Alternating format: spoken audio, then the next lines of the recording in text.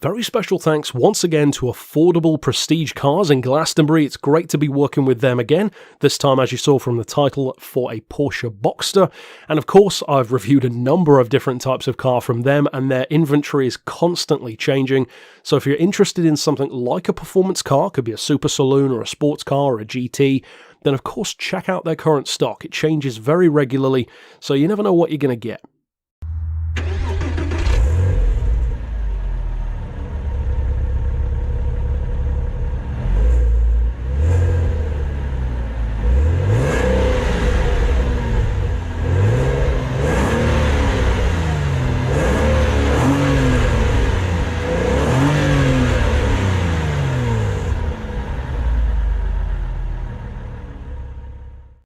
I would argue that the single most important question that a potential Porsche Boxster buyer should ask, at least if they haven't test-driven one already, is how does it actually compare to a 911? Because of course a lot of people would call the Boxster, even to this day, the poor man's Porsche, or the poor man's 911.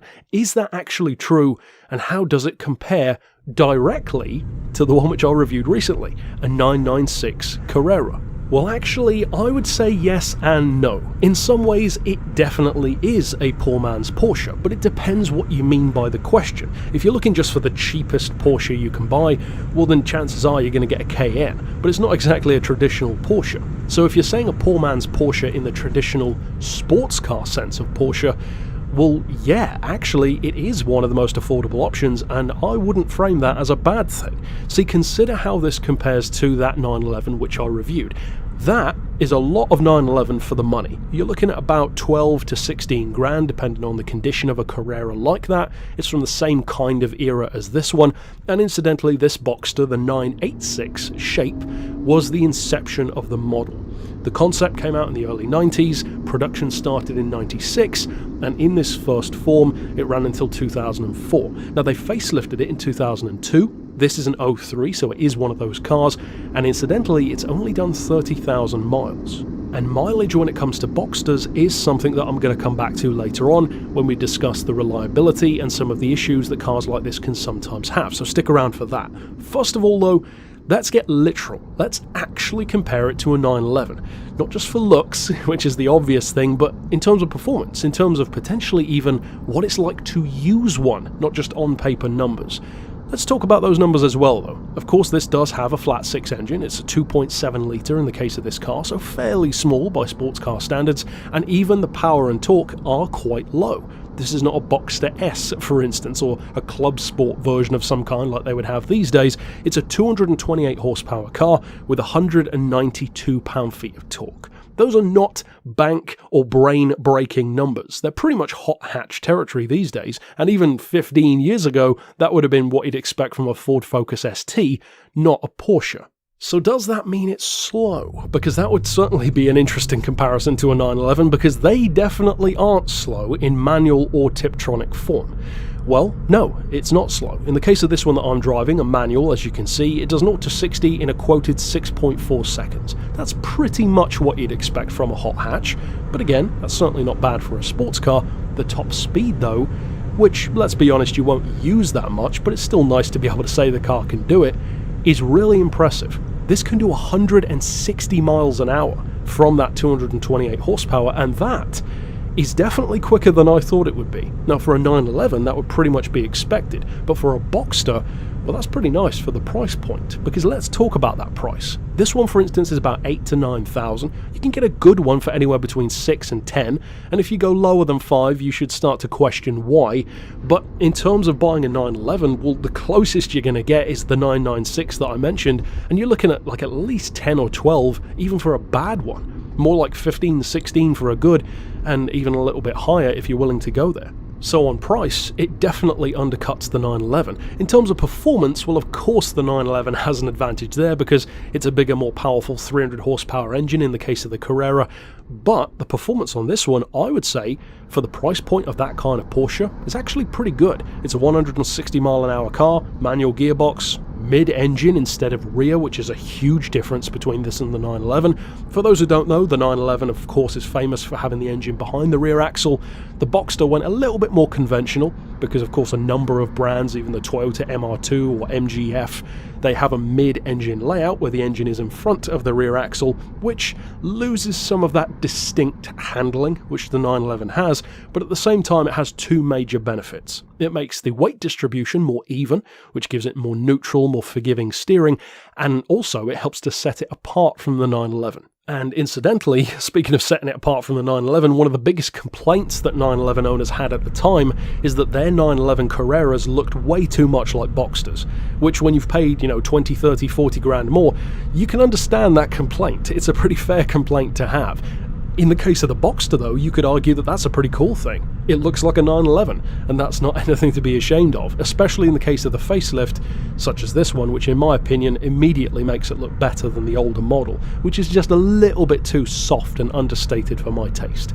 Now of course you could go for something like a Boxster S, maybe even go for a newer Boxster if you wanted to. In the case of this one though, those are the specs that I was working with in this video. Now one of the really good things about the car is the weight, and that's not too surprising for a Porsche sports car. 911s tend to be good in that regard as well. This one weighs 1,275 kilos. That's really good. It's not overly heavy, it's got a decent amount of power, decent size engine, and the car itself is not small per se. It's certainly a lot bigger than something like an MGF, which, if you watch my review for that car, I basically look like Donkey Kong in a go-kart. However, that is to be tempered by saying that I'm not claiming that the Boxster is spacious. I was still pretty close to the roof in this one, as you can see.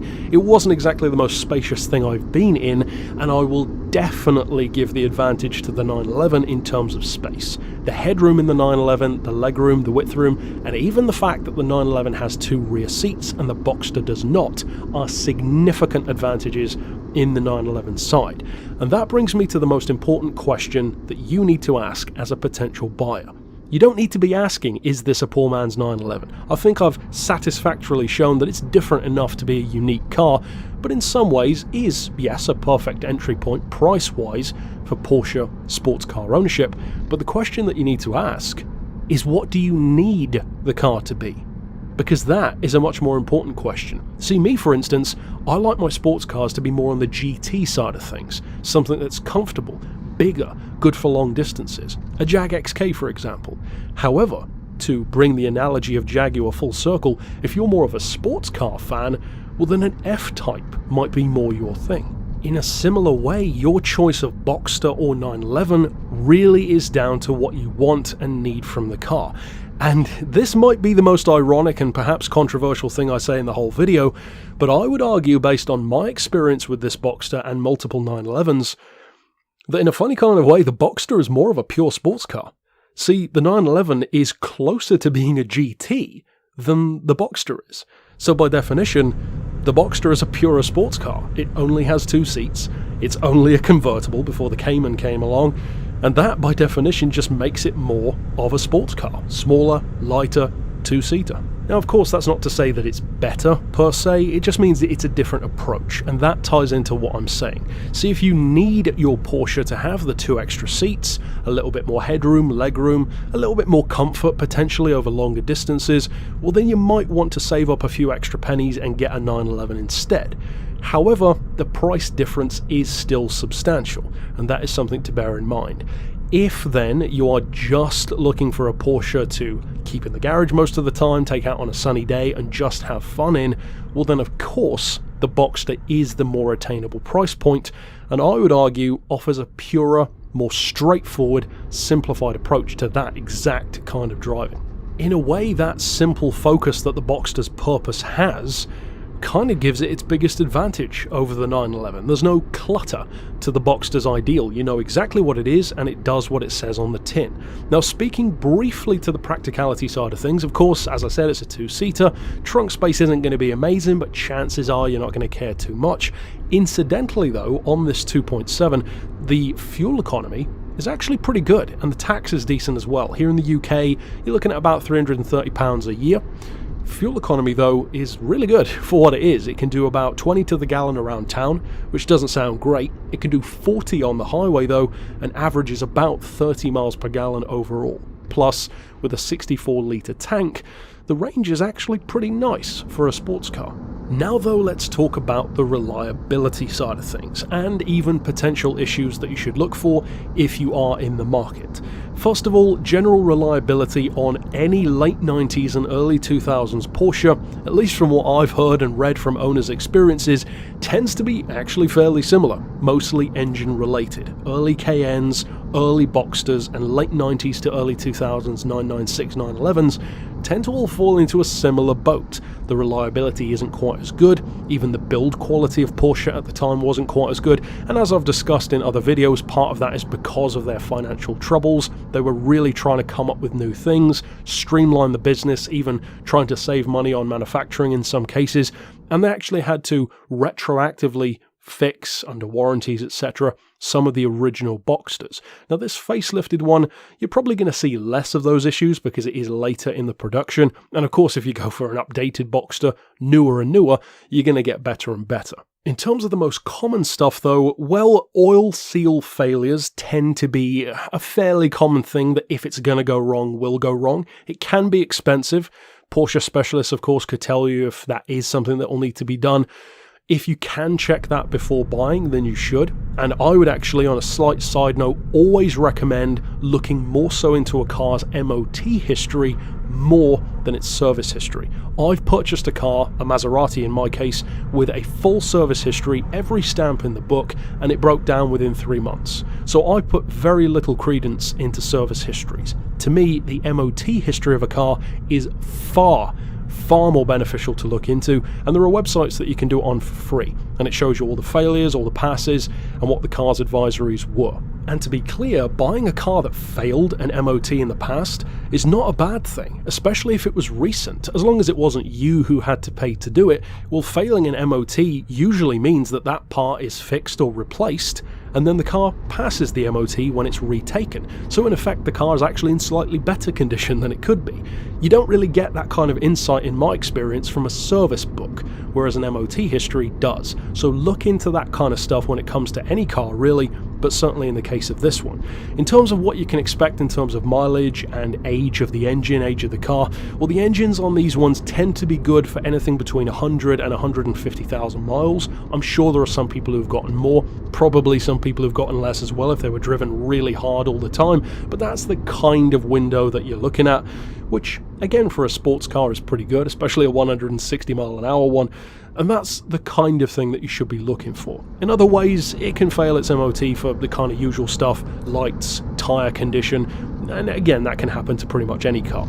And incidentally, if you are or were a Boxster owner, for instance, of this generation, then by all means put your personal stories down below. It could benefit people who are watching the video and who are potentially in the market for one. Maybe something that I might have missed about the car in terms of reliability or common issues.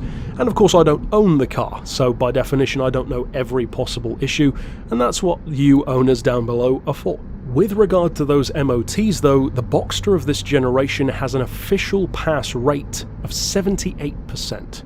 And although that without context might not sound as good as you'd hoped, for a sports car, that's actually pretty good. 78%, just under 8 out of 10 in other words, pass their test. For a sports car, that's a pretty good rate. Overall, I would say that it really depends on what you need from the car. If you're looking for a pure sports car experience with no thought to practicality, just the most affordable entry point into buying and owning a Porsche, driving it fast and having a lot of fun, then the Boxster is definitely the car for you over a 911. If though you want more of the long-term, more exclusive, more exotic Porsche experience with a full-on 911, but still for a more affordable price, then you might want to look more towards a 996.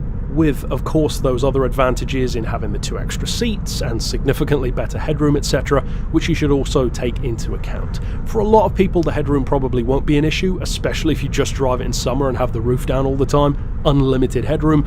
But those are my thoughts. Tell me yours down below, as I said. And of course, if you haven't checked out my other Porsche reviews, be sure to do so. I've covered a 993, 996, 997, and even a Panamera, of course. So be sure to check out those. And if you want to, you can click right here on screen to see them. But until next time, I'll see you then. And for now, as always, thanks for watching.